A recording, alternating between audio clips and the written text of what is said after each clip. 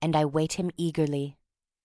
I am fortunate that I am not one of those who are burdened with an innate sense of virtue and honor, which must always come before happiness.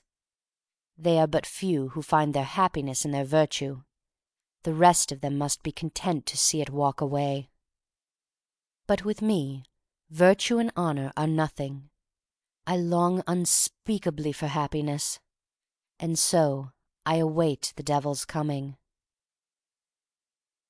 January 18th.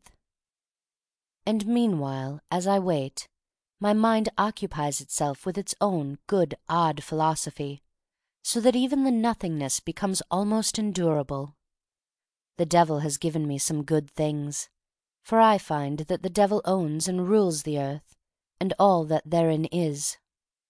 He has given me, among other things, my admirable young woman's body, which I enjoy thoroughly, and of which I am passionately fond.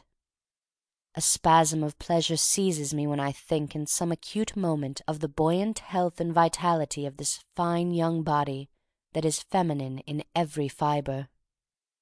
You may gaze at and admire the picture in the front of this book.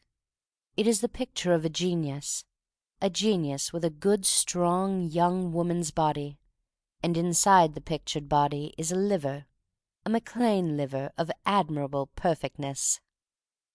Other young women and older women and men of all ages have good bodies also, I doubt not, though the masculine body is merely flesh, it seems, flesh and bones and nothing else. But few recognize the value of their bodies.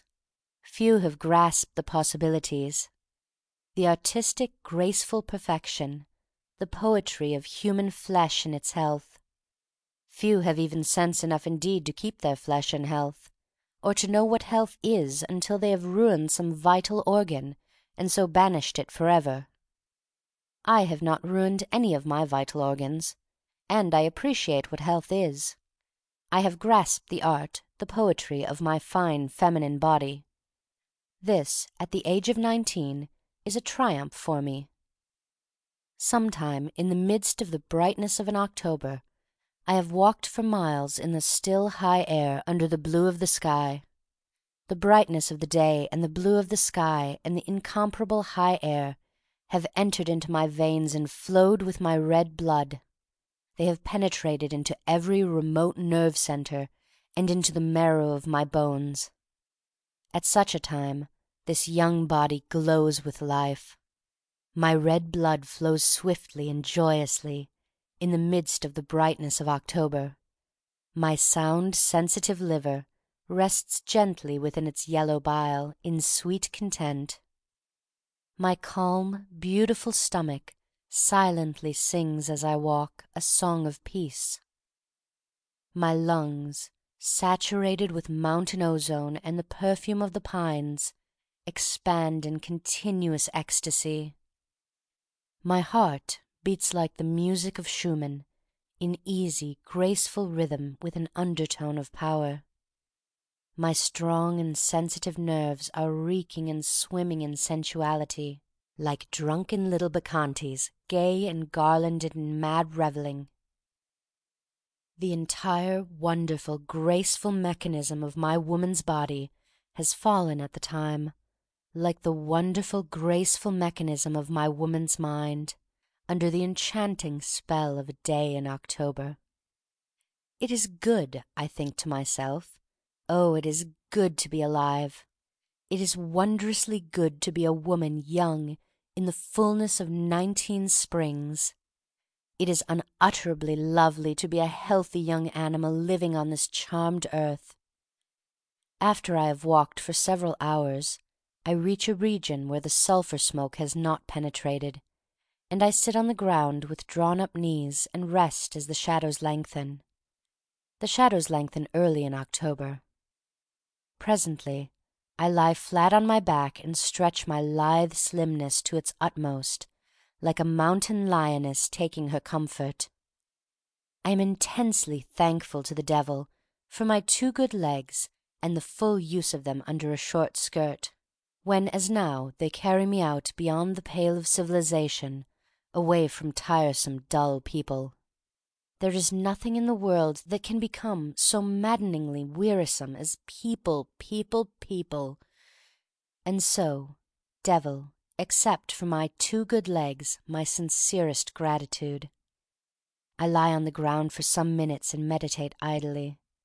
There is a world full of easy, indolent, beautiful sensuality in the figure of a young woman lying on the ground under a warm setting sun. A man may lie on the ground, but that is as far as it goes. A man would go to sleep probably, like a dog or a pig. He would even snore, perhaps, under the setting sun.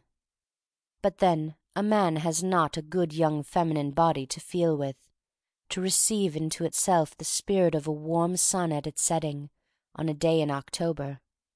And so let us forgive him for sleeping and for snoring. When I rise again to a sitting posture, all the brightness has focused itself to the west. It casts a yellow glamour over the earth, a glamour not of joy, nor of pleasure, nor of happiness, but of peace. The young poplar trees smile gently in the deathly still air. The sagebrush and the tall grass take on a radiant quietness. The high hills of Montana, near and distant, appear tender and benign. All is peace, peace. I think of that beautiful old song, "Sweet Vale of Avoca, how calm could I rest in thy bosom of shade." But I am too young yet to think of peace. It is not peace that I want. Peace is for 40 and 50. I am waiting for my experience. I am awaiting the coming of the Devil. And now, just before twilight, after the sun has vanished over the edge, is the red, red line on the sky. There will be days wild and stormy, filled with rain and wind and hail. And yet, nearly always at the sun's setting there will be calm and the red line of sky. There is nothing in the world quite like the red sky at sunset. It is glory, triumph, love, fame.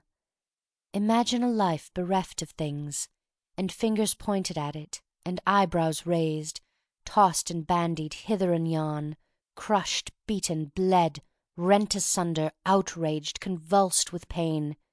And then, into this life while still young, the red, red line of sky.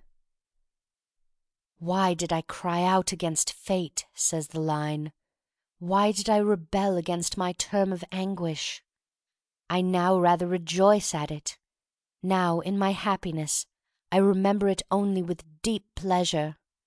Think of that wonderful, admirable, matchless man of steel, Napoleon Bonaparte. He threw himself heavily on the world, and the world has never since been the same. He hated himself and the world and God and fate and the Devil. His hatred was his term of anguish.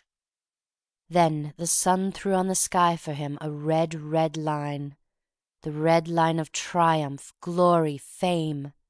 And afterward there was the blackness of night, the blackness that is not tender, not gentle. But black as our night may be, nothing can take from us the memory of the red, red sky. Memory is possession. And so is the red sky we have with us always. Oh, Devil, fate, world, someone bring me my red sky. For a little brief time and I will be satisfied. Bring it to me intensely red, intensely full, intensely alive. Short as you will, but red, red, red. I am weary, weary, and oh, I want my red sky.